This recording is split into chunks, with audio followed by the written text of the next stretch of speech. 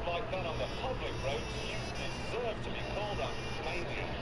Drifting has now become so popular that the sport has legitimised itself with organised events and racetracks. Speed is unimportant, but style is everything, and you're judged in much the same way as Torgen and Dean by the man who started it all, the Drift King. When I was racing, everybody knew that I would win. So Franklin! Bored and fed up with the same old thing. But you want the drivers to keep people interested, and it improved the popularity of the sport.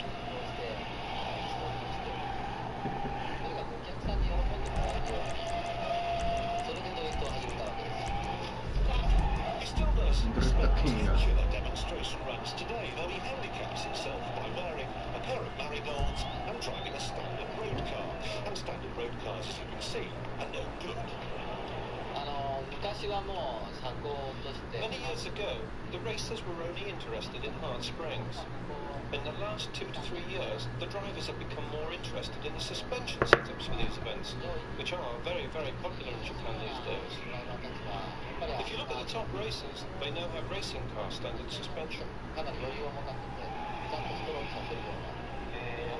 So how mad do you have to be to do this? What sort of people are we talking about here?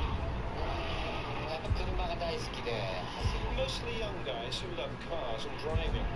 They want to be racing drivers, but they don't have the money. So, have you decided on a winner today?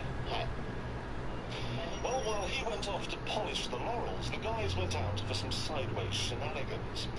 This time they were all forced to wear marigolds, but like good racing drivers, they blamed their cars. They should have been using one of these.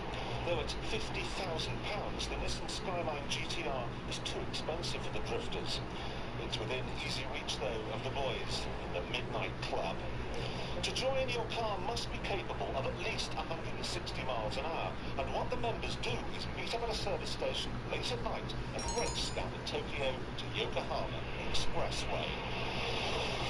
The Porsche 911, some of which can and do 200 miles an hour, has been the boss for years, but today most people use the Skyline. So what is this car then? Well, the 2.6-litre 6-cylinder engine has 2 ceramic turbochargers, which can be tuned to give as much power as your internal organs can handle. I hear 850 horsepower is as high as you can go. But the strange thing is, the chassis could take more. The chassis could take a lot more. Thanks to the fitment of several computers, each of which makes a crane look like a golf ball typewriter, the Skyline's four-wheel drive system takes the laws of physics and wipes its shoes on them. Its staggering ability to get round corners has made it Japan's best ever race car. And even on the road, you'd have to say, it's nothing short of physically unruly. Hey, are you busy? There's been a development with the attempted buyout, and we may need your help. Please swing by my office as soon as you can. A Freddie Flintstone. And on a racetrack, the Skyline would be faster than a Ferrari 355. In a battle between Japanese techno-wizardry and Italian design flair, Japan would win. The Skyline, and I'm not joking, is one of the best cars I have ever driven. But at the same time, it's one of the very nastiest cars I've ever sat in. The seats are crafted from pure oil. The dash is fueled from a solid block of pure plastic. I need to get out.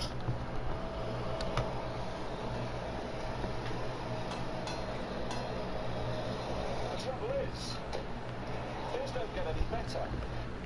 If you were designing a car to take on the Porsche 928 and the Ferrari 355, you'd make it look just a little bit more exciting than this.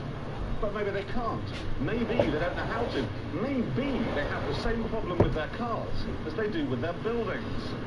All these blocks are designed to take 7.5 on the Richter scale. But are they pretty? And one of Japan's top conceptualizers agrees. On the engineering front, the Skyline is the dog's part, but as a piece of design, it's a dog's knee.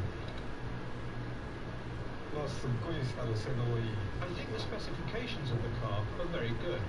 The technology is excellent in the car, and the handling is very good. Excellent, in fact. But the design is very bad. I think there's a major problem with the design and styling of the car.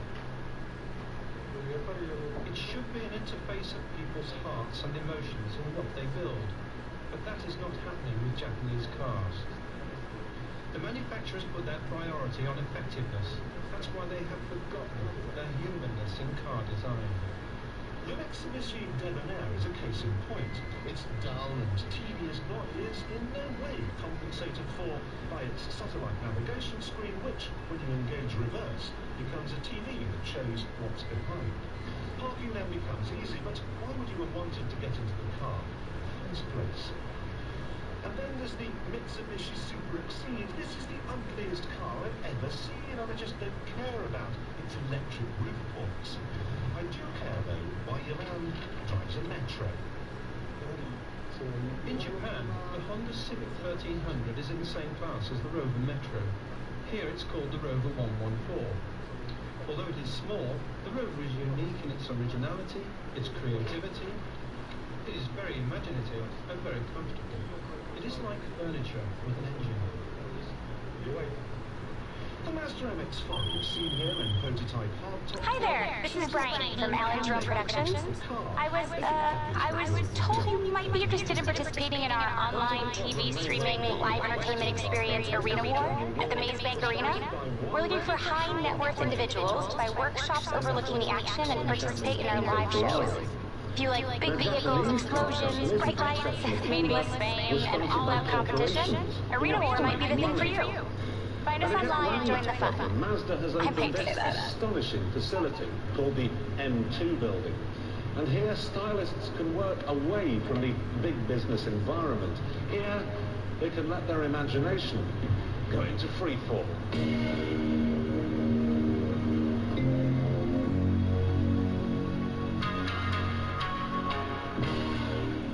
There are cars on display that serve as a reminder of what's bad, and cars on display that show what's good. 10 minutes in the place and I'd want to go out and design something that was part soft with camel and part aubergine. But it didn't send me quite as potty as Mazda's subterranean interpretation of a James Bond film set.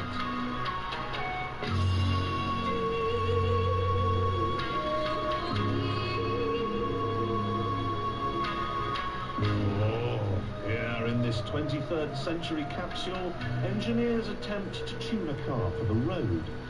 They probably came up with that rear-mounted camera in a machine like this, forgetting that it's not very important. The car is.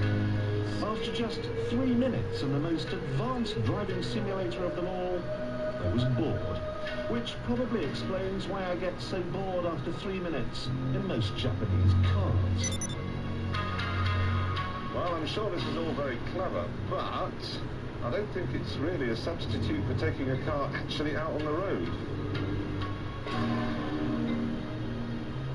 It's the same story down at the filling station, too. Pull in and an army the size of which hasn't been seen since it all went quiet on the Western Front descends, ironically and physically, on your winter wheels either. And yet, if you want a simple oil change, they call on the services of R2-D2. Not surprisingly, some people hanker after the old days. Trouble is, trying to find a Japanese-made car from the 1920s is like trying to find a needle in a haystack that has no needle in it. I don't drive the Bentley every day, but people in Japan rarely see old cars, and they wave, especially when they see a monk driving a Bentley. This temple has 470 years of history and 26 generations of monks, and I feel the history and tradition of the place. It's probably this reason why I have an interest in old English cars. Also, my father drove a Rolls-Royce Silver Ghost for 3 months, so that must have helped too. Japan is one of the world's most prolific car-producing nations, so what does he think of the homespun product? Europe has a long history of over 100 years of car making, but Japan only started in the 1930s. There's a great difference between Japanese and European cars. I don't mean that I don't like Japanese cars, but it's more fun to drive a European car.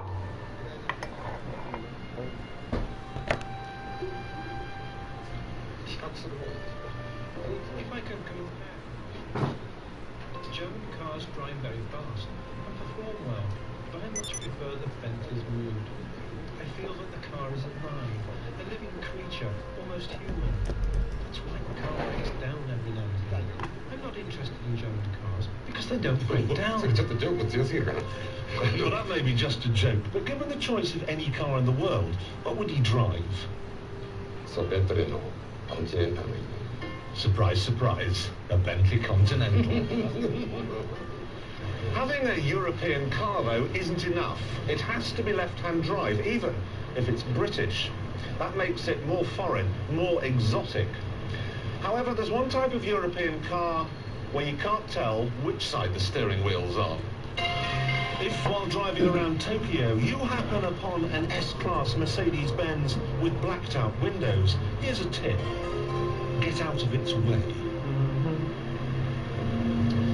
At night, the senior side of Tokyo, prostitution, protection rackets, that sort of thing, is run by an operation called the Yakuza. Now, these guys are tough. These guys cut their own little fingers off every time they make a mistake. One knuckle at a time. They're like the mafia. And then some. Until recently, they drove Jaguars, but today just about all of them are S-Class mugs. And so, resisting the temptation to ask if they'd seen Black Rain or if they were packing heat, I stayed uncontroversial and asked, with a bit of a quaver in my voice, given the choice of any car in the world, what would it be? The first choice would be a Mercedes-Benz, and second, a Rolls-Royce. Why do you like Mercedes-Benzes? It is built well, and it is very strong. And why do you have left-hand drive? It just so happens that the car is left-hand drive. I didn't especially look for left-hand drive. Fibber. No Yakuza would be seen dead in a right-hand drive car. Having a foreign car is a way of expressing yourself to other organizations and other companies. Successful businessmen, company directors and people like the Yakuza will have big foreign cars because they have more space.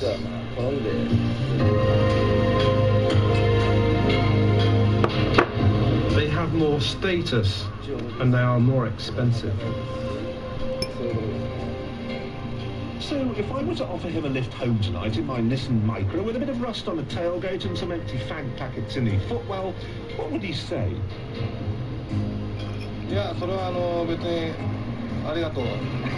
Well, he'd say, thank you very much.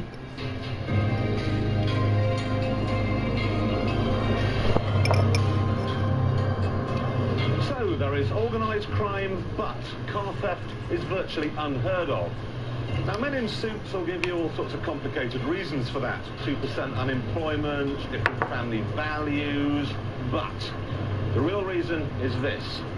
If, when you go to bed at night, someone comes along and steals your car, when you get up in the morning and find it's gone, it'll only be 40 feet away, stuck in a traffic jam. In Tokyo, the car is finished as a viable means of transport.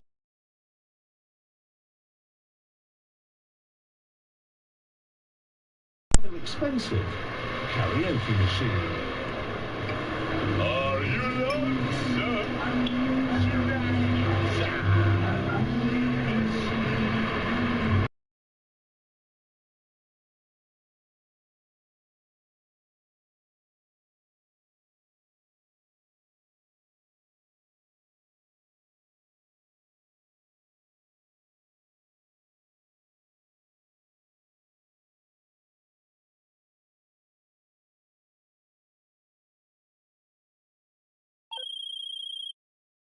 Hey, I know we've got that other thing. You're still working on that, right? Right? Great. Okay, well, I've got something else. Something so big and so secret. We've got to hide it under 1,000 tons of reinforced concrete.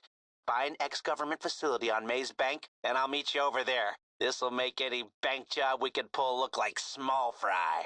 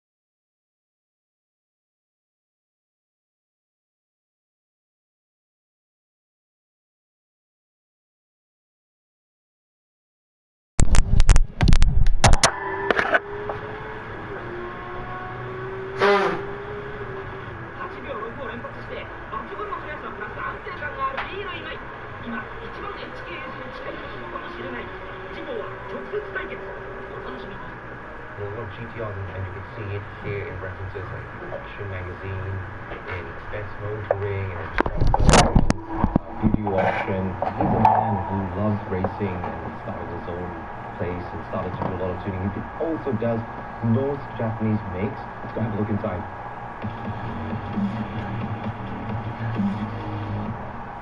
BR, obviously some of the BEER, ROM, focusing on computer tuning, increasing the response from the low to mid-range RPM range, and also improving fuel economy setting.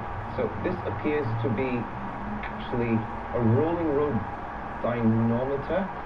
Now it's become a store for parts. So, wonder why this is not in use anymore. We'll ask the man himself. To customers not present, visitors and interviews that have not been promised, admission is not allowed. Wait until the very busy job is over. Well, obviously if you want to come here, it's best to call up in advance and make an appointment to see him. But of course today we have an appointment. Wow, just immediately you can just feel big, and this is proper car garage. A lot of car garages I've been to in Japan so far, they're usually one story and it's narrow. In Japan, space is at a premium, and it's quite rare to see tuning car workshops with this much of big open space. Let's see. Probably have a lot of customer cars here. What appears to be a very modified, and is this an R35 GTR? It looks like it has a front, but something about the proportions is a little bit off. It definitely has to be one of these super monster projects that he's done in his career. Let's have a look. There seems to be a magazine that shows the same car. And, oh, there's a sign here that says for sale, Nissan 180SX. Wait a minute. So this is based on a Nissan 180SX RPS 13, and that's not a Nissan engine. It's not an SR, it's not an RB. Let's take a look at what's under here. Oh my goodness, this is a 2JZ GTE motor. Wow, alright, so that's something very unique, and we'll have to ask Mr. Imai about this. Tries to design stylish Nissan chassis with a much better, more reliable, powerful Toyota motor. And you didn't change the bonnet mounting to reverse like an old style car. It really looks convincing. It looks like phenomenal. And you can compare, like the door. This is a real 180SX. Here, the door handles are exactly the same. So you don't think I don't understand? Well, there's vehicles, there's tickets, and where there's cash, there's money that can be washed. Anymore. Think about it. All that is fine in this world.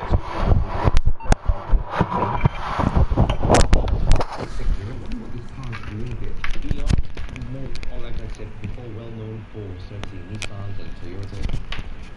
But he does a lot of tuning and research also for modern cars like this.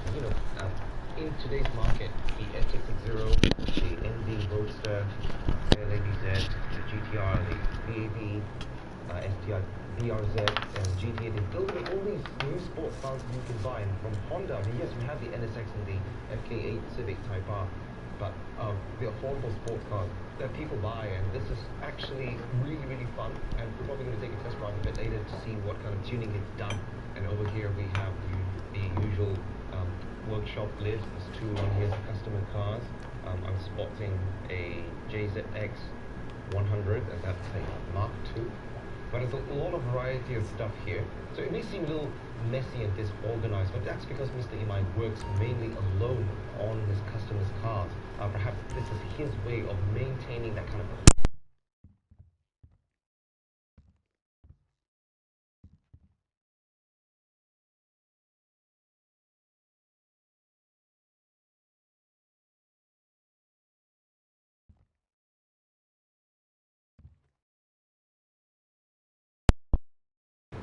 a lot of research and done in his past, and we're going to take a look at why this is so. So here's a lot of magazines lying around. I'm sure a lot of them have featured his cars before and his tuning. And just seeing a collection here of C1 Root Runner, which is the one gun, same author as One Gun Midnight. You can see here in One Gun Midnight story, these tuners that appear are actually based on more 90s tuners like Dummy Joe. He was one of the basis of these old tuners. This is an initial guidebook on factual references with characters. For example, you've got the author, Shigeno-san, and you have some Drift Girls, and obviously you have Mr. Tsuchiya himself. But here, Imai-san actually appears. He built this A86, which was also driven by Ida Akira, who, as you guys might know, if you watch Best Motoring Hot Version, he's also a racing driver with Popular Host. So he goes way, way back with the best of the 90s. And so we're going to have a look at this inside his office. So just inside the office, we're going to check out some of his achievements in this trophy section over here. Wow, that's a lot. That's a lot. Let's see what we have going way back. 1996 GTR race champion, scuba circuit. Another one, 96 and 97, all GTR races. This one in 2000. Also Fuji, BGTR, and D1 in 2000. Scuba Course 1000, 2012, 2009 D1 Grand Prix Okayama Best of Mechanic, 2006 Series Champion. So it's obvious that this man is really much more of a good racing driver and also a capable tuner. And he still actually races now with the BRZ 86 Cup. And here is the poster. It's a one make race. It's basically a stock road car, in this case an 86 or a BRZ, which is the same car, and it's factory spec. All you can do is put change suspension, tires, and it's still even limited to 180. The gearbox and just the engine has to be mostly stock. And he's won this race last year, and we're going to take a look at his race car later on outside. And so the trophies here.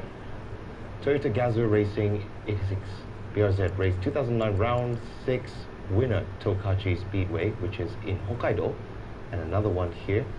So how does he get a lot of lap times and practice? The answer is he uses a simulator like you see here. This is a proper full rig setup. There are 3 screens, the top of the line Fanatec, the steering wheel and gear shift, and with a real bucket seat. Apparently, Matsumoto, who's also his friend, asked his advice to how to set up this simulator. And just looking at this is way, way, way, way better than mine, by the way. 3 pedal shift, and you have this speed, 10-speed H-pattern gearbox. And it's really cool because you put it in gear, and it has an indicator that shows also, it's not on at the moment, But maybe he'll let us give us a spin on this later on. And maybe we should do a video on how driving simulators can help you in real-life racing. A lot of drivers actually do use these simulators because they're so accurate and realistic these days. And so a real racing driver using technology to help them get better lap times and improve their theory and reflexes in a real race. So I see the car over there. Now it just looks like a normal stock standard Toyota 86, but let's have a closer look. So there's a sticker of Mount Fuji here, and this is a blessing protection seal. So what's so special about this? These are the stickers for circuit races. Every car has to pass scrutiny inspection, also called shaken in Japanese. So if you can see all here, he's participated in all these races for the BRZ 86 one-make race. And looking inside, you can see there's a roll cage as per regulation for a one-make race. You have a bucket seat for the driver's seat, but steering wheel is stock, the gear shift is stock, most of this equipment is stock. But you can see here, he has important water temperature gauge. So one-make race cars are a really good way to get into professional racing for a very low cost, because most of the cars are stock standard, except some safety equipment, and you can change some parts, which is not too different from a light-tuned car that you run on the street. Basically, the 86 is, in Japan, the most popular one-make race car, besides also the Mazda Roadster. And it's grassroots, and people start from there, they step up to higher levels, and this is actually where a lot of the best motoring hot version racing drivers get up to in that level. It's really good to see that tuners, also like Tatsuro Ichishima, the president of Spoot, he started as a racing driver and then decided to start a tuning shop. So Ima-san of BR is very much the same. The difference is he still races actively even until today. I mean, this guy has been in the industry since 1990, and it's very interesting. Let's have a look over there. What do we have? So here's one of the customer demo cars. As you can see from the windscreen sticker, Car Guy is a rich company that participates in GT and Super Taikyu, and this is a drift spec JZX 100 Mark II, and there's a lot of good stuff in here. Let's have a look underneath the hood. It has a 2JZ engine with a huge Greddy turbo. Let's see the specs. T78 and 29D. Now obviously a big turbine like this is meant to produce a lot of power, which is absolutely what drift cars need, and this chassis is very popular with drifting in Japan right now. And that's not all. Let's look inside. Of course, what you need in a drift car: 2 handbrakes. Obviously now that stick over there is for easy pulling of the rear brakes for drifting, but underneath that is a Hollinger sequential gearbox, which is very commonly used for racing cars, and he seems to favor that gearbox a lot. Still, what I can see from this car is that it still has a lot of street components, like you've got a navigation here, it still has the air con, it's even got a cup holder. So obviously this car is probably still driven on the streets. Quick flip-up style, which is getting quite popular these days, because these cars, when you get in, they're so tight, you need some space to move the steering wheel. And I'm loving that. The Defi gauge cluster, which is called the Super Sports cluster, has the important tachometer and the boost gauge and all this very essential readouts that you need only when you're going on a racetrack. And so obviously this car has been designed for drifting, but somehow it's still been driven on the streets. And this is the kind of tuning that's also very popular with old school, old style, but at the same time, people today who in Japan who are really into that kind of tuning, there is a stock part that comes from an STI Spec C GDB intercooler water spray. So he's reused that stock part and relocated it to the front of the rear firewall. Very interesting how you can use this kind of stock parts on various different cars as well. And also, speaking of stock parts that you can put to upgrade other cars, the front brake calipers aren't anything super fantastic. It's not a Brembo or Akebono or Endless. It's just JZ880RZ stock Supra calipers. Now on this car, maybe it's enough. But drift cars, you don't really need a lot of heavy braking like in circuits, but you still need something better than stock. So this is a more cost-effective option for tuning, and it's more practical kind of tuning. And I think one of the bases of practical tuning is to get something that you need within a budget. It's not necessarily lots of money. This is what I personally term as just what you need tuning. Okay. It's very much like Toyota company's manufacturing principle of just in time. That just is the key word here. According to your budget, according to your needs, nothing more, nothing less, but practical, simple, and affordable. But also it works. Obviously, this is one of his old project cars, taken apart. We have the gearbox here. The engine is over here. And looks like a normal. Manifolds are different, the turbocharger is also different. So it's not about using fancy parts. No, he does have a lot of original parts which he's made, which we're going to take a look later on. Since the 90s, a lot of these products were actually first in the industry. But today, a lot of these workshops are still around by offering the personal expertise and tuning hands, and in Japanese we say ude, which means arm, but actually refers to workmanship.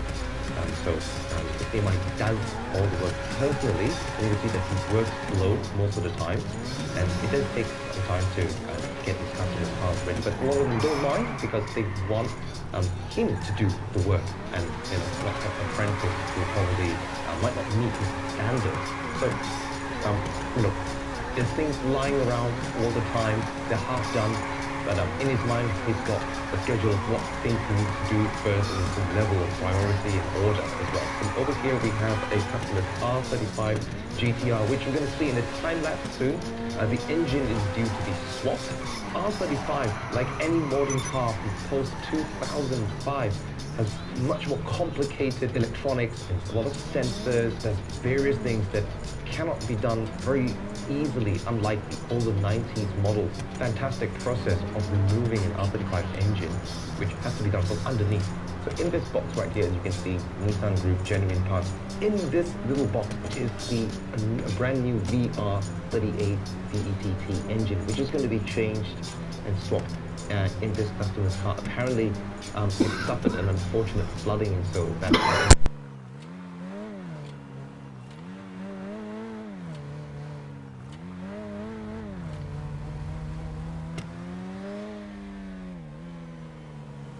workshops, maybe in a lot of other countries,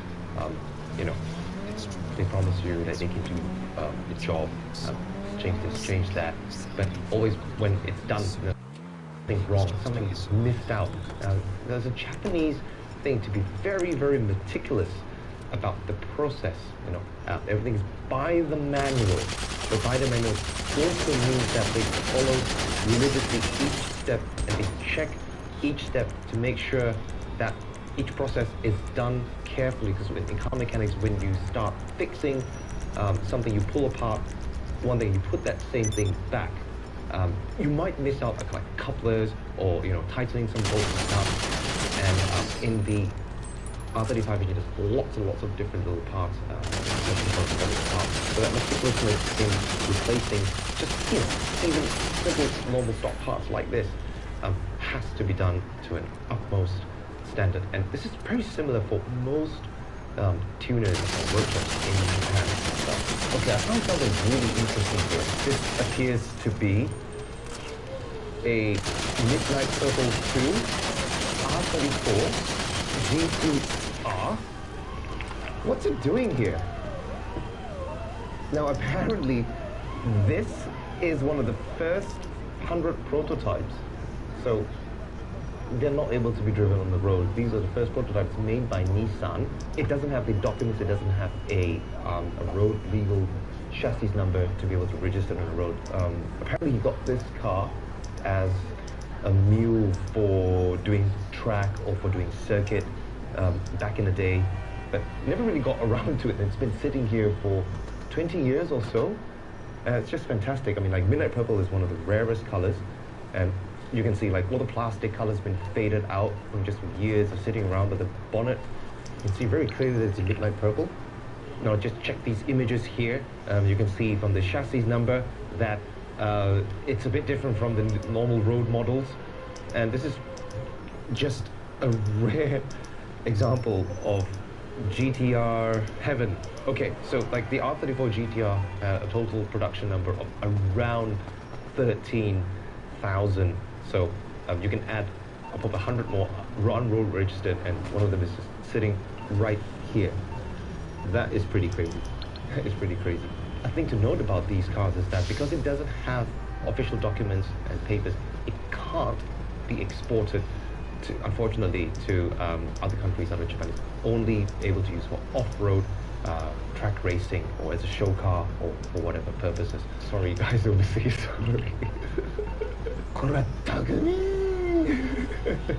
In A86 in Panda colors. Obviously it's red before, sprayed in Panda colors. This is also one of his other cars that he still keeps and does up. Obviously he loves old 90s cars, being a 90s tuner guy. But what I find fascinating is that he does a lot of the, in fact, all of the car manufacturers, even Mazda, maybe not so much rotaries, just the ECU tune, which we're going to have a look later on at this technology from the 90s. That was quite a popular thing before Haltech and Lynx and all this kind of like full tuning ECUs, ROM replacements according to the tuning of the parts that people would put on their cars, and to have a more balanced kind of tuning concept is what he does actually. Here we have his tuning catalog, but unlike a lot of tuning catalogs from other tuners, it's a bit different. Well, first page, you see here his RWP drag car. So this back in 1997, which he raced himself, achieved sub 0 100 meters, the quarter mile, 8.8 seconds, with still a H shifter. So to do that, I mean, you probably have to shift really, really fast. You can see in this video here. Okay, and there's others like high-speed records, and this was around the same era that the Yatabe Challengers, and you can see also from Midnight Cars and other famous tuners, Top Secret and others. So he was up there with them, 32s, more cars here. He did also the Mitsubishi GTO, which a lot of tuners don't actually do, but he's done one of these, and various other cars. Like you can see Tegra, there's a Sunny, there's a Silvia, there's a Chaser, there's a Supra, Aristo, and we have here his parts. But this is what I like the best. On these following pages, he actually gives you a guide, a theory of what tuning is. Here's a brief explanation of power balance. When you tune the ECU, what are the things to do and not to do? Talk about air-fuel ratios, air-fuel meter, the injector quality, and a lot of like, explaining about knock.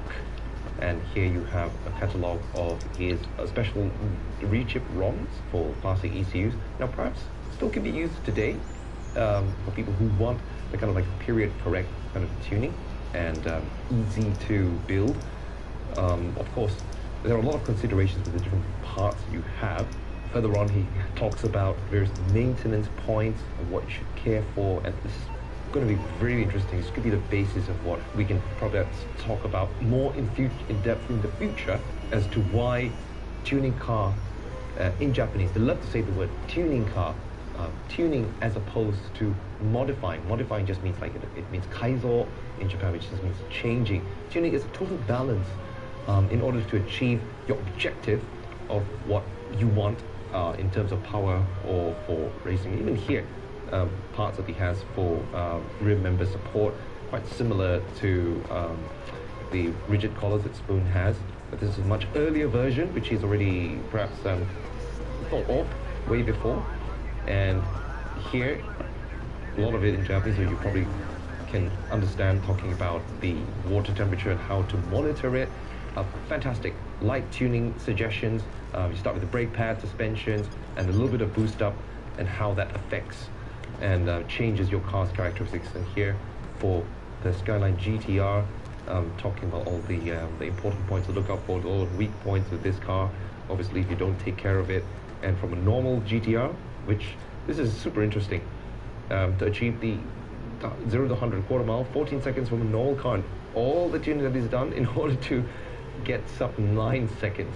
So this is an ETS controller which controls the Atessa torque split on the Skyline GTR, and so he was the first to come up with this controller to change the characteristics of the front shifting torque. Here's for drag, this is for circuit, and just by putting this part, it changes the way the four-wheel drive works, and you can achieve 2 seconds less on the scuba circuit, which is a lot, really. Great stuff here. One of his most famous parts is something called the rev limiter. Now, this is way before modern cars actually had this feature built into the ECU. So what's the point about rev limiter? You can see this part right here. Now, as the name implies, it is something that helps you to cut the revs at exactly what you need, or rather less than what you need, in order not to over rev your engine, therefore damaging it. So for this part, you can set up to what limit you want down here. This is actually the original way to use this, not for 2 steps or for backflips. Of course, that can be achieved, but that's not a really good idea.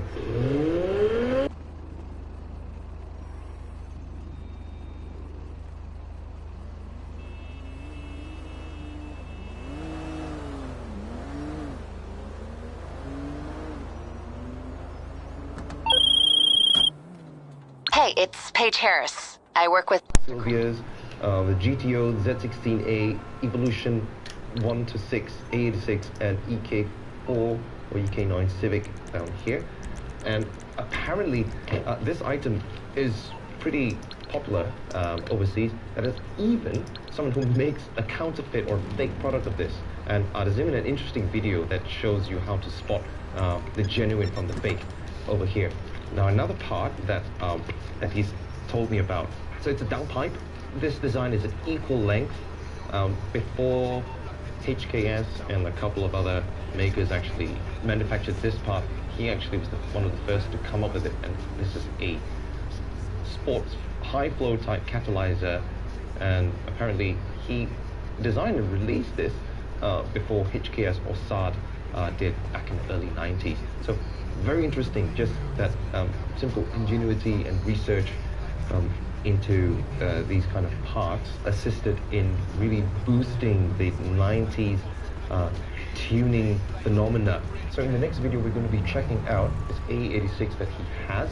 So this is his personal A86 with a supercharger, with only, what, 6,000 kilometers still kept by him for all these years. One of his favorite cars that we're going to be checking full details and parts and tuning and the story behind this car in our next video later on. If you talk about a parts junkyard, not a parts junkyard, but like a parts store, this is just like a huge collection of random items. Fuel tanks, dashboards, seats, front radiator support frames, exhausts, gearboxes, flat 4 engines. It's quite a collection. Treasure Trove.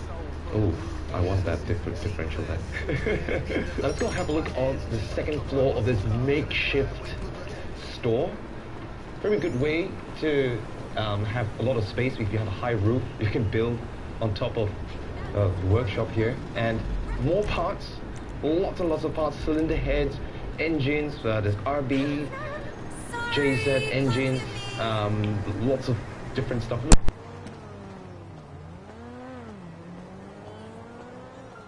So it's for just in case he needs some spare parts. He always has a ready supply of them.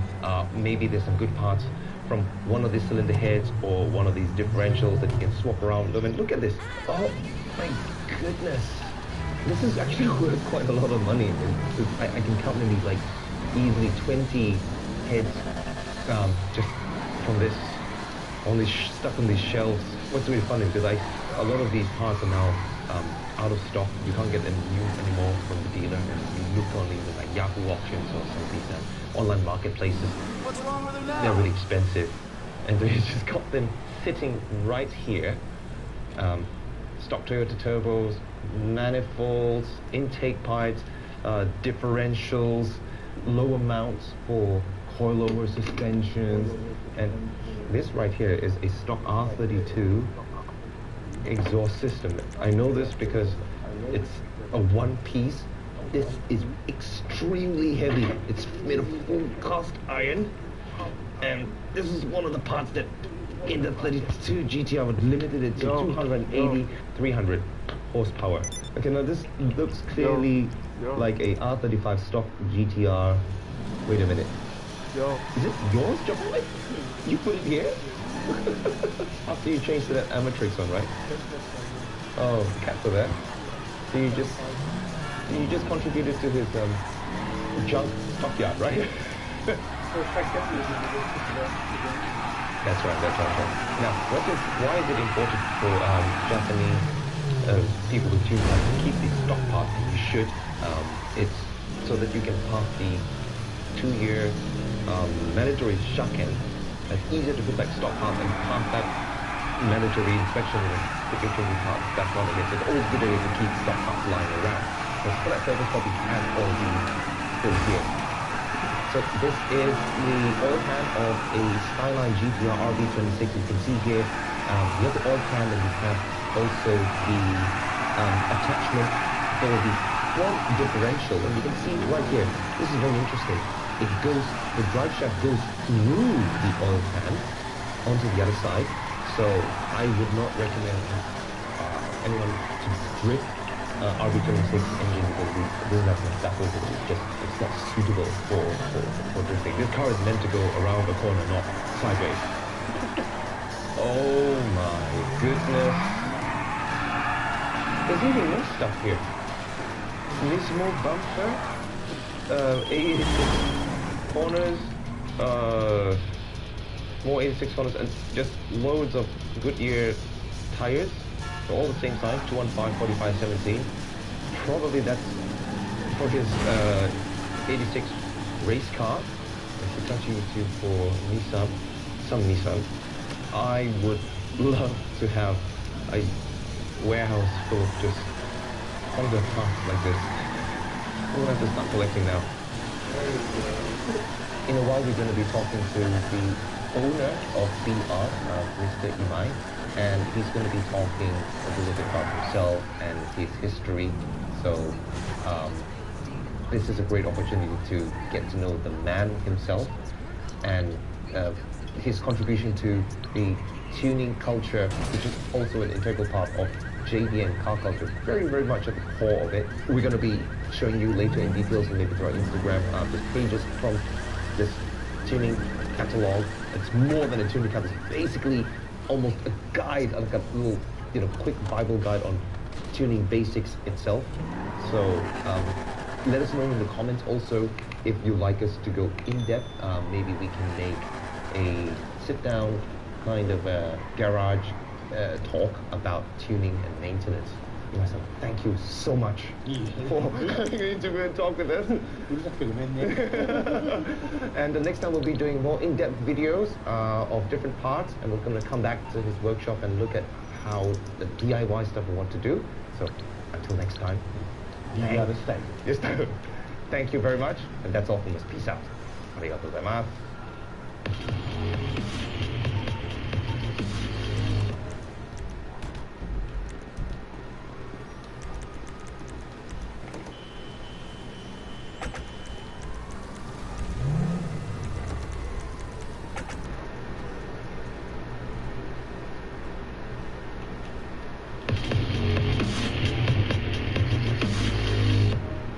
So we are here now with the owner of BR, Imai-san. Thank you for inviting us. Hello. My name is Kiyonori Imai, BR owner. Thank you very much. Arigatou gozaimasu. Can we do a little interview? I'd like to ask you some questions. はい、よろしくお願いします。今さん、まずこのチューニングショップいつから始まったんですか？ 1990年にスタートしました。素晴らしい。じゃあもう今年は30周年ですかね。この BR のジュニーショップ始まる前にもともと何をやってたんですか？車のね、関係の仕事ばっかり。でいろんなこのベスモートリンと、マガジンでも見て、ここなんですけどもレーシングドライバーとして自分が車が好き、運転が好きで私はそれがちょっと話をそうなるほどね。自分でいじるのも好きだし走るのも好きだし、何しろ作って走るっていうのが僕のスタイルなんで車の勉強を取ってから、ずっと何でも走ってます。車走る、車をチューニング、もし一つだけ選んでてもらえばどっちの方が自分的に僕の近いですか？ドライビング、チューニング？僕はドライビング。ドライビングのが好きです。今までどんな車が一番好きですか？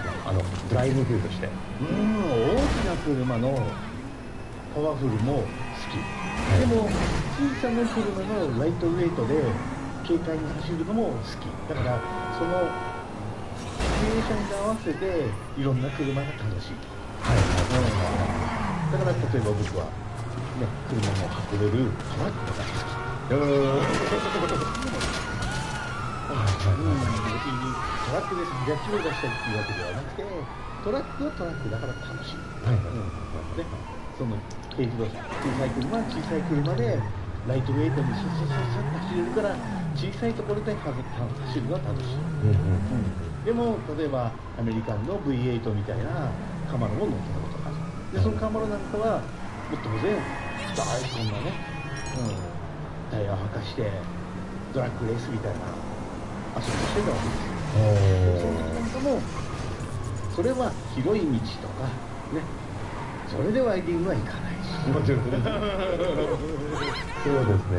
楽しみ方が車によって違うから、どんな車でもその車に合わせた楽しみ方をするのが、僕のずっといつまでもスタイルだと思います。わかりました。やっぱりそこの、自分がもういろんな車、いろんなドライブスタイルのシチュエーションから好きで、やっぱりこれを持ってパーツのチューニングと自分のセットとノウハウを広さがあるんですかね。ですね。多分ね、自分で欲しいと思ったものを自分で作るから。なるほど。今まで全部。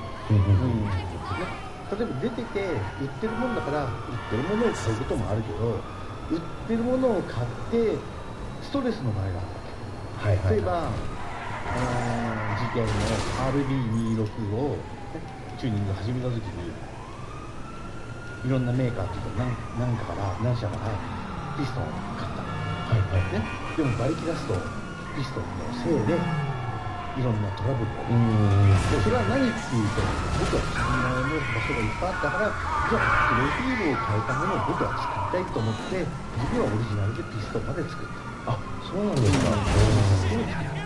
やっぱりR3 に GTR 1989年出た時にものすごいスペック的に、レースカーの力による今までもうないのエンジンと組み合わせてね、チューニングベースとしてすごく話題になってるじゃないですか。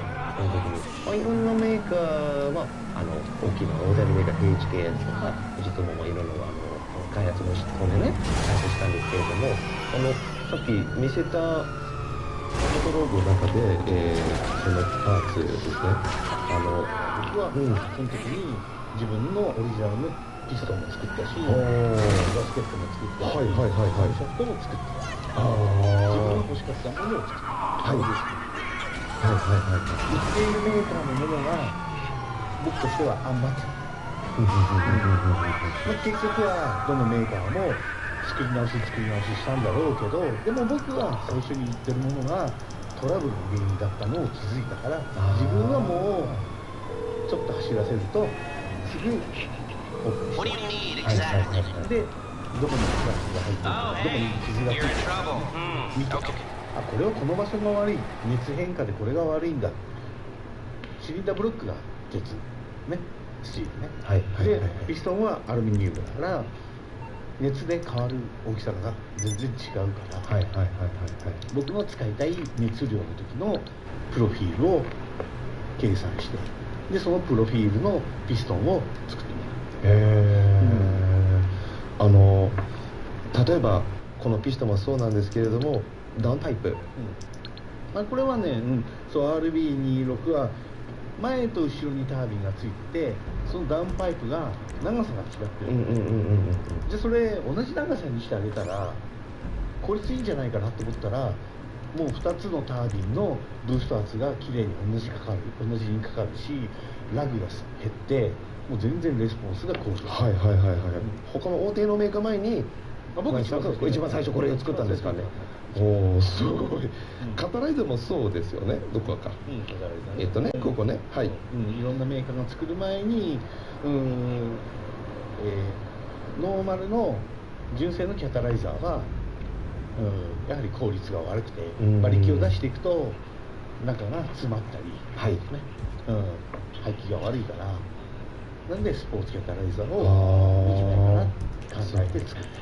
そのOEM メーカーからどれかが作ってもらったんですか、そういうのパーツ。小さいのメーカー、そう小さいメーカーでキャタライザーの中身を作れる会社があったんで、そこに頼んで、その中に入っているこの大きさを変えて、スペック、全部さんが、こういうスペックを作ってほしいとか、素晴らしい。さっきこのカタログを見て、一番、今までね、いろんなチューニングショップのカタログを見た中に、最初に一番気づいたのがこのチューニングアイルがすごい感動しましたんですけれども、これはカタログといっても、もうこの時に1990年とか1990何年はもうオプションとかいろんなね、いろんな雑誌の取材がしょっちゅう来てて、同じことをずっと言ってるわけ。ずっと同じこと言ってんだから、同じこと言ってるのもう書いとけばいいじゃんっていうのを作った。素晴らしい。いろんなね、スポーツカー乗りたいの若い者が、世界中でもやっぱりもうスポーツカーイコールもうチューニングをしたいとか、パワーアップしたいとか、でもその違う、ただね、ただ馬力を上げるとか、何っていうのは全部バランスを崩すだけなんで、そうですよね。まずノーマルに乗って足らない部分をちょっと良くしてあげる。でそれを足してあげたら、こっちが足らない部分を足してあげる。でどんどんトータルを通っていくっていうのがチューニングであって、だけど部品を売りたいチューニングメーカーは、はい、エアクリーナー変えましょう、はい、マフラー変えましょう、バカだよね。勝手そうです。いや本当にそこそ必要だから変えるものだよ。例えば MA のインテグラにドック機能をつけると、ワーダウン、全部ダウン。でも今までの嘘の教育は、その分マフラーを太くして抜ければバランスが取れるから、両方やらなきゃいけない。嘘です。ずっと嘘をついてる。僕はこれは違いますよってここで書いてある。素晴らしい。だからそれ30年前から僕は言ってるんで、変えなくていいってことが変えちゃったね。だけど車によって特徴が違うからね。例のところだとエネルギーも例えば馬力を上げていきます。タービン変えました。でノーマルのエアクリーナーでは小さい空気の通る量が少ない。初めて少し大きくしたっていうだけなんです。そうですね。やっぱりこういうのを、教育のためにみんなを理解してもらってる上で、じゃあ、目的に合わせてここにチューニングしたいとか、まずそのお客さんが、チューニング試験の人理解しないと、まずこれは基本ですね。やっぱり、海外のスタイルと日本の、チューニングというの言葉なんですけれども、やっぱりさっき皆さんにご説明したんですけれども、モディファイという英語で改造の意味なんですけれども、チューニングはバランスを取るのが、ね、それは大事。バランスなの、でも、ね、これは僕が声を大にして言うのはワイルドスピードみたいな、ワイルドスピードなんだっけ本当のファスト&フューリアス。あれ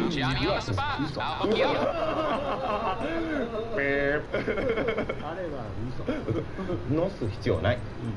ノスは必要だから、言えるのはありだけど、ね、あれも同じようにね、あれは嘘のエアクリーナー変えた、マフラー変えたメーターつけた、チューニングいらないの。見た目だけです。全然チューニングじゃない。それは置いとく車、ディスプレイ、ディスプレイは何変えてもいいけど、でも走ってね、バランスを考えるんであれば変えちゃいけないものだらけ。そうですね。やっぱりパーツじゃなくて、このパーツを変えたからいいんだよ。いいんだよね。そう、必要ないじゃん。じゃあ逆にいいチューニングはやっぱり誰かがじゃあこの店に行ってどうやってうまく判断できるんですかね。このチューナー、ショップっていうと、なんかそうじゃなくて、チューニングしたい、何かをしたいお客さんがいるんですね、カスタマーがいる。何が欲しいのかをちゃんと最初から勉強しないでいじっちゃダメなのよ。勉強しないで、部品つければいいんだ、部品つければいいんだ、部品つければいいんだは、もうそれはもうね、お話にならない。でまずお客さんが勉強して上で、じゃあイメージがある、それでチューニングショップを探す。でこのチューニングショップをうまく対応してくれる。世界でよ。世界でそんなチューニングショップないじゃん。ない。だから自分で勉強する。僕は自分で全部勉強したの。なるほどですね。どっかのチューニングショップに教えてもらったんじゃなくて、自分で勉強して今やってるの。まだ勉強する。ずっと勉強してる。30年やってるから勉強やめたんじゃなくて、30年もずっとまだまだ勉強する。ずっと勉強するの。だけど答えは一緒。いらないものはいらそれがもうよくわかります。だから、同じ車で同じコンディションの中でね、同じ車だけの、例えば僕のね86のレースとかね、同じなの。みんな約束で同じ部品しかついてないの。それで勝つ負けるがあるわけでしょ。それはもうこれしかないでしょ。そうですね。これとドライビングスキルとノレッジ、脳みそ、ブレインブレインじゃん。結局車はブレインで走ってるわけ。そうですね。自分の腕は脳なの、ブレインなの。だからずっと僕は脳みそを鍛えてる。ドライビングが良くなりたかったのね。でしょ。部品をつけたり部品を買ったからできてるんじゃなくて、買ってもそれをどう使うのかだけでも全然変わるわけよ。例えばそのさっきの86のレースに言うけど、ワンメイクで同じサスペンションがついてて、ね、同じものをみんな使ってるわけ。でも同じサスペンションなのに使い方が40種類なの。番号変わるだけじゃなくて、ね、いろんな設定っていうのが、それも考えなきゃ。みんな部品買ってつけたら終わりじゃん。そうですよね。それ考えてるの。せっかく買ったものをどうやって使いましょう。こうやって使ったらよかったよね。こうやって使ったら自分と合わないよねってやらなかったら部品買う意味ない。それだったらプレミアムロード走ってどうだ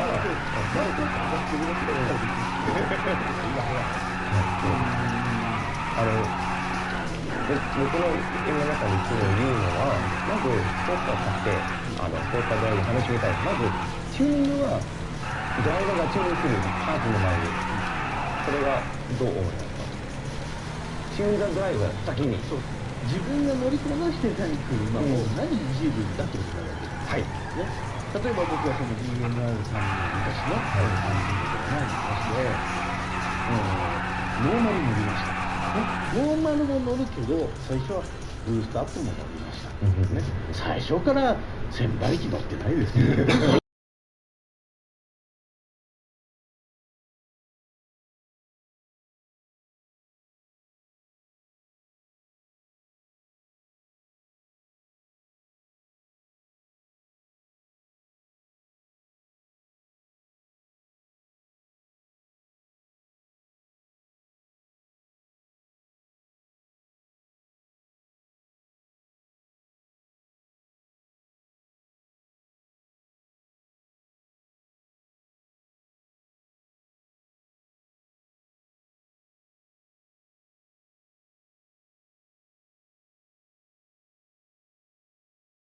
30キロ出したかったら1000馬力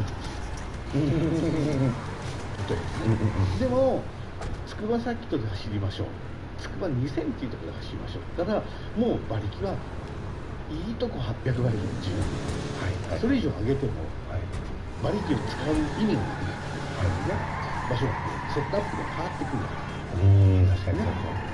やっぱりサスペンションが、一番ね、コーナー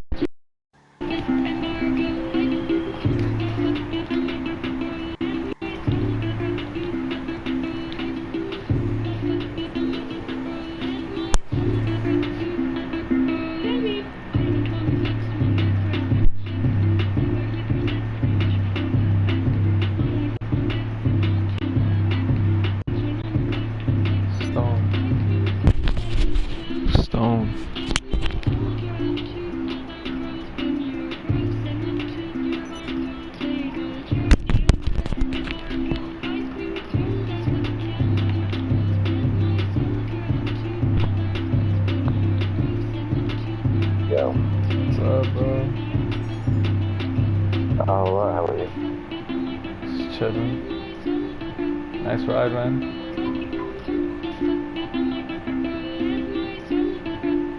You need to drive somewhere? Nah, bro, you know, I'm just chilling right now. Not sure. Just lazy. Just chilling. How much is this car, how much does it cost? What else? How much? I think this car is 1K or something. Oh, that's not bad. I might get it. I've been thinking about getting it. Reno wood, but I didn't agree or upgrade it. Oh, okay. It looks sweet, I bro. just kept it stock and upgraded shit.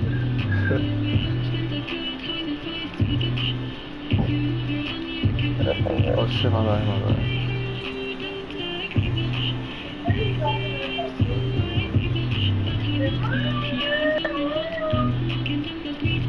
I would check the door. What's that, boo-boo? Hello?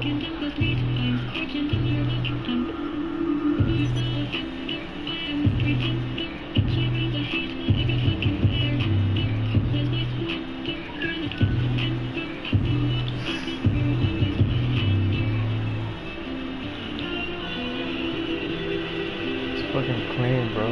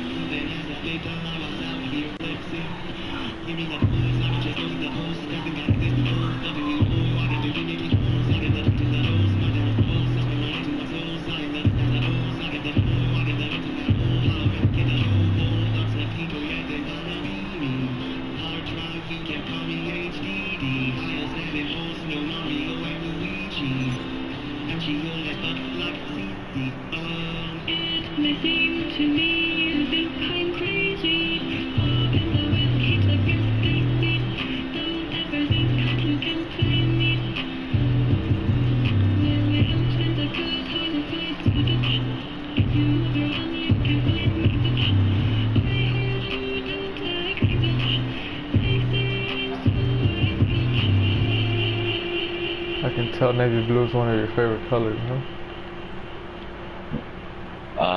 Blue and purple. Sick.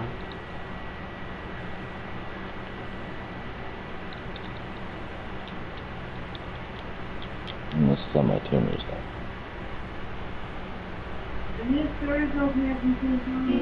Oh, really?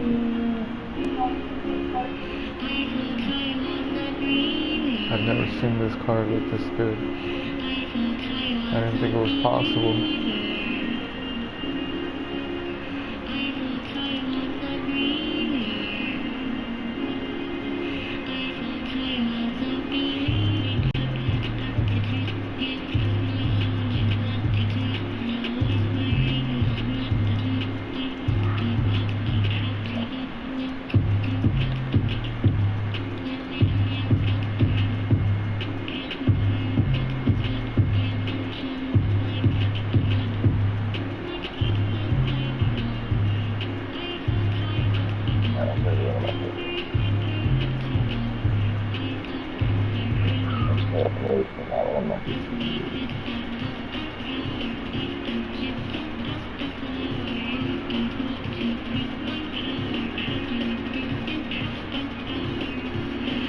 Nice color, real nice color.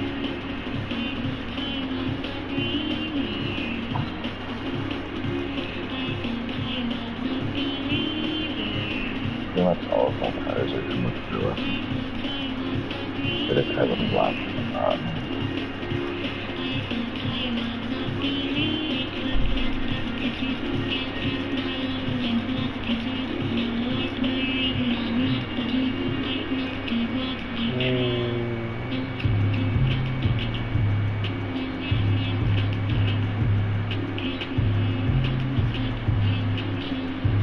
In real life, this car actually impressed me when it came out.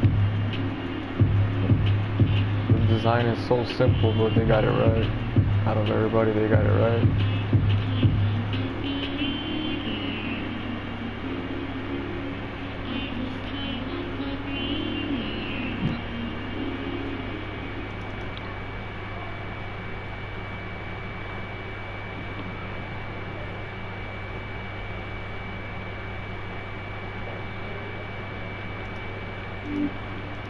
Realist or serious?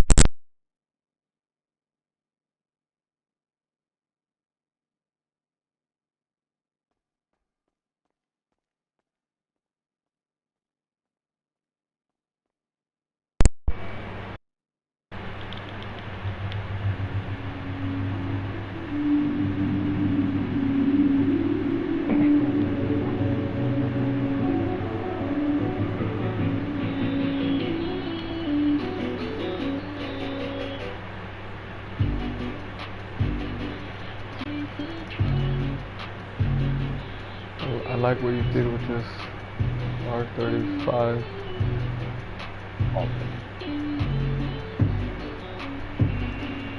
I did most of them.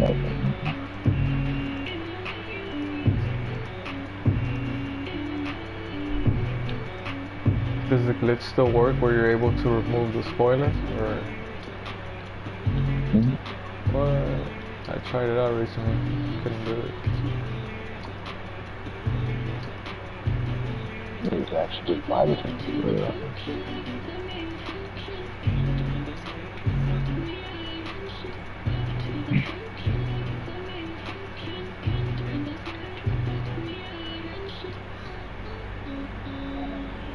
I've been thinking about actually putting some up and some chrome with it. Yeah, chrome would be nice. I had the money ones, but then they all pack ones. Everybody does them all.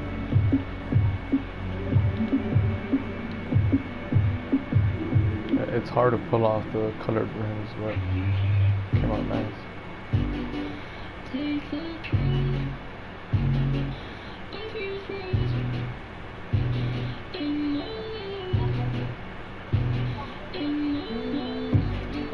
This angle is way too good.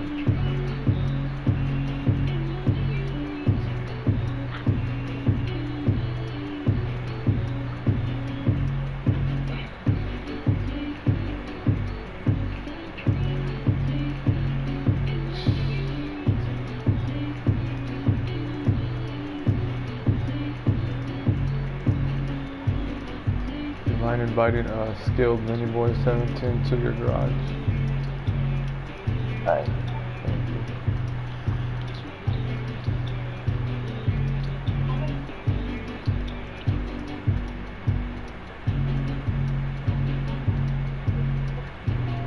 Just realized this Eclipse kind of looks like a Camaro.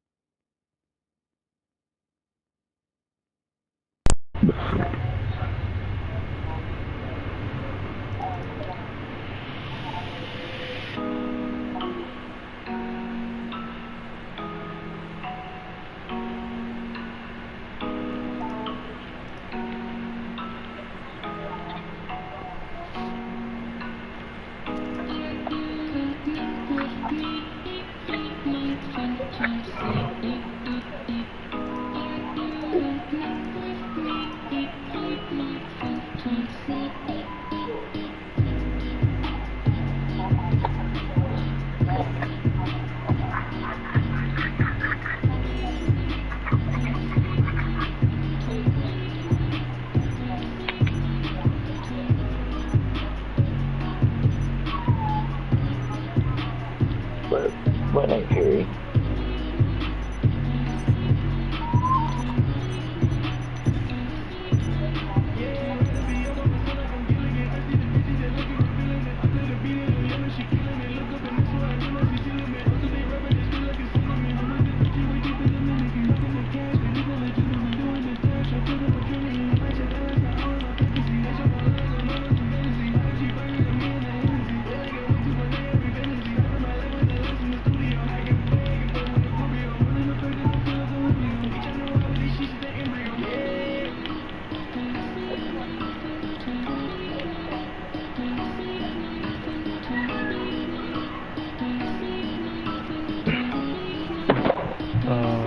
You down for some jobs, bro? Oh yeah, I just want to go break up the runs in this cargo. Right on. You want the book? Oh, shit.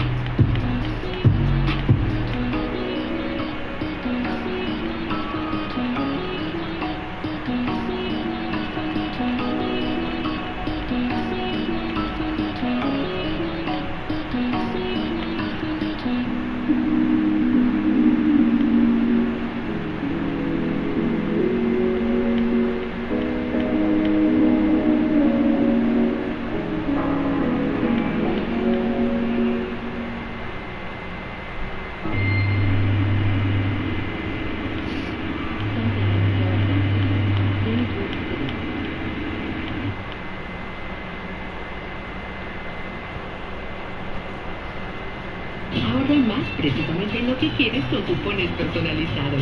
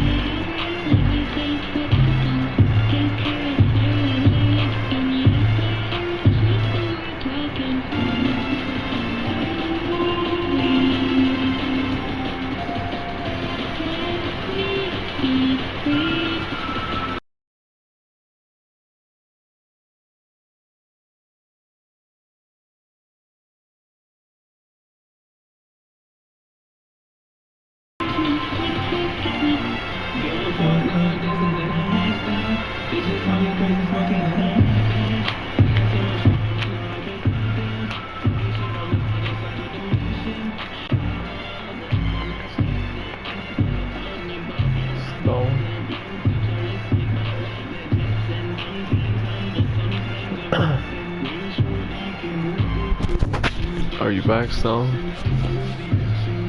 Oh.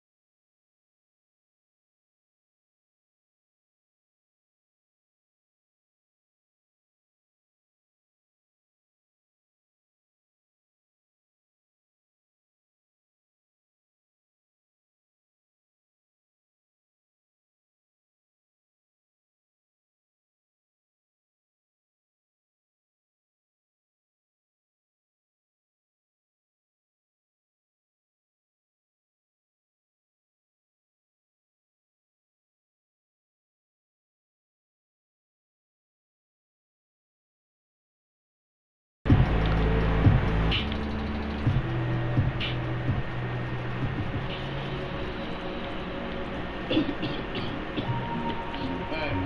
was motherfuckers out there brought an extra clip.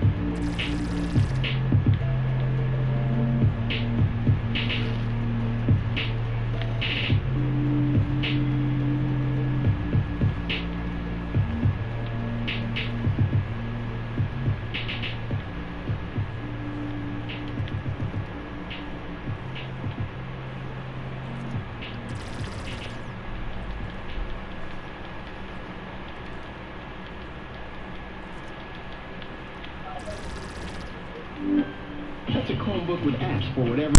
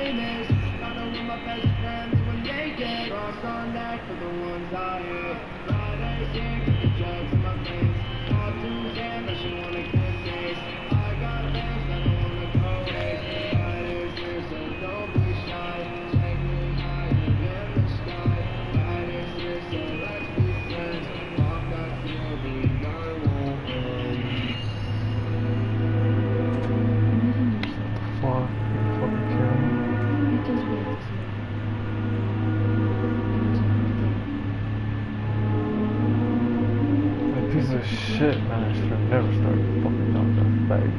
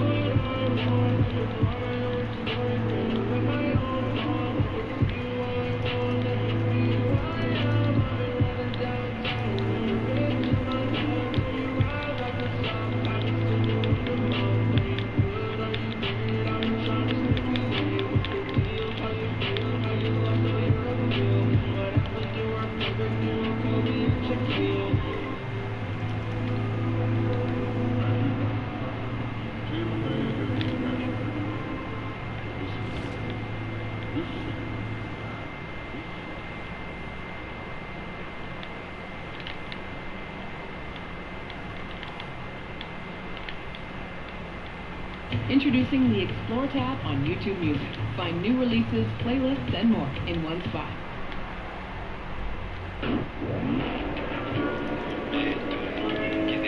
Ladies and gentlemen, you have come here expecting to hear something sensational.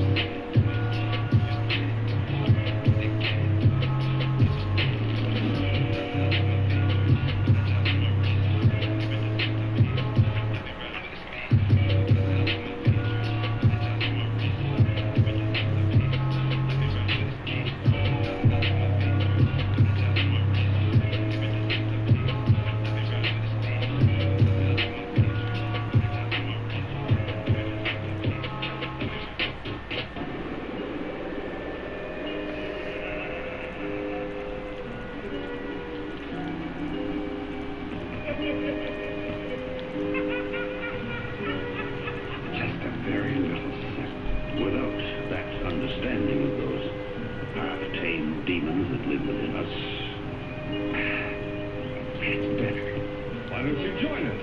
Don't be a snob. I drink when I'm dry, and what I drink I pay for. I don't want anything to do with you. Be off. You're drunk. I'll keep your mouth.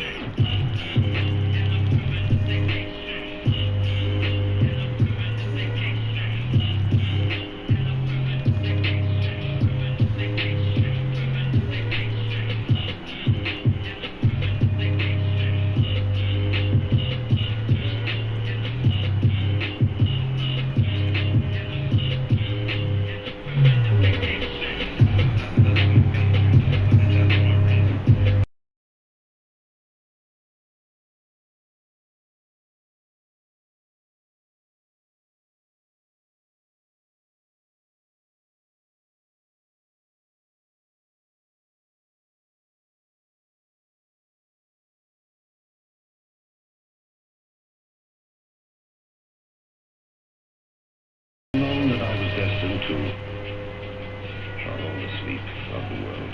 Besides, while you're up on grass, you may tell yourself only what you want to know. If you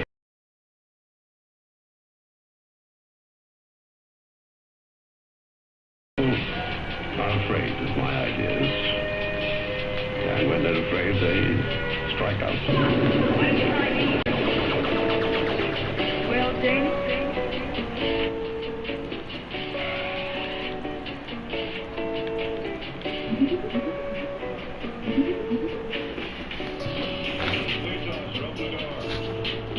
Nick has managed to get himself soon.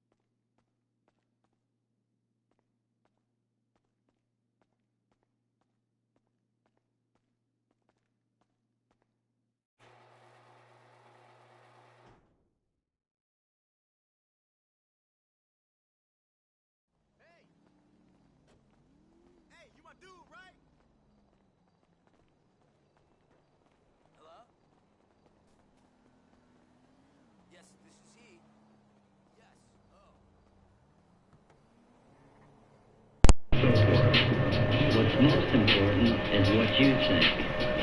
So without any preaching from this film, let's examine the facts and only the facts.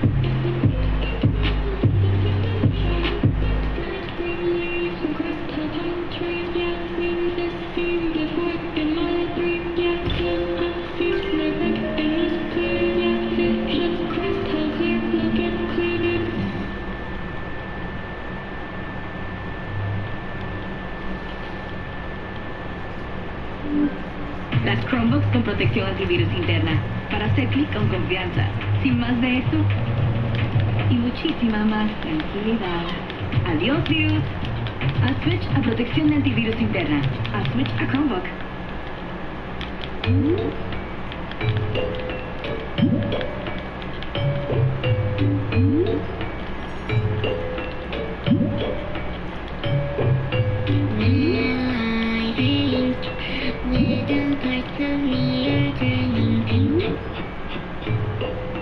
I could give a fuck about what you think.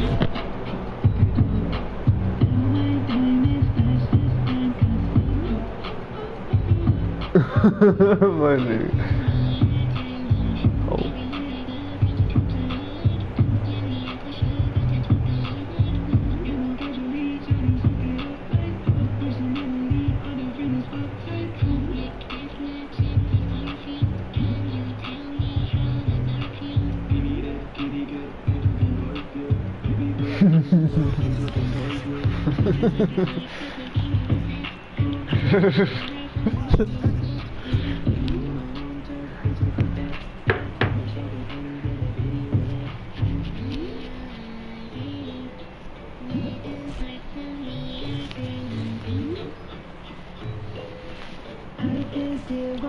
About what you think.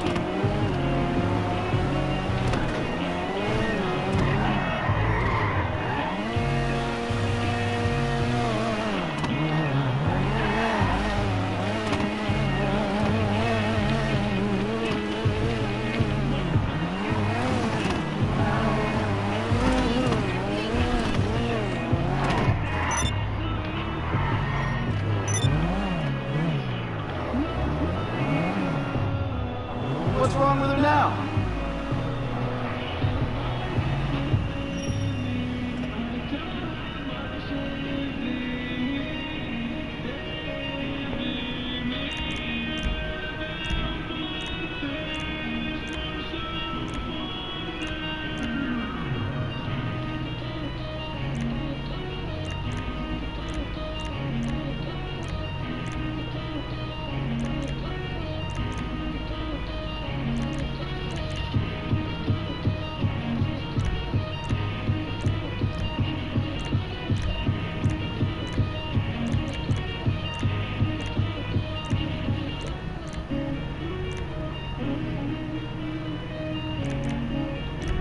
Sharp.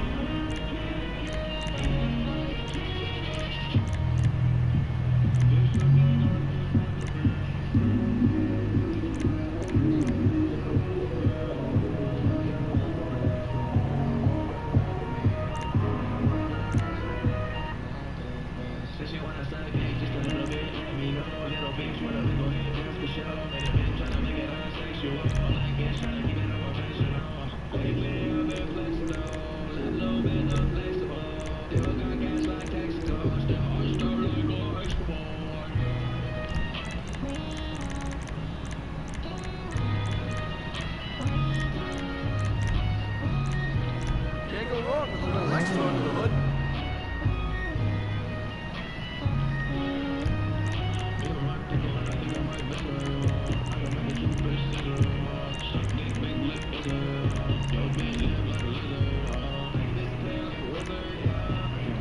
Now that's gonna be a smooth ride.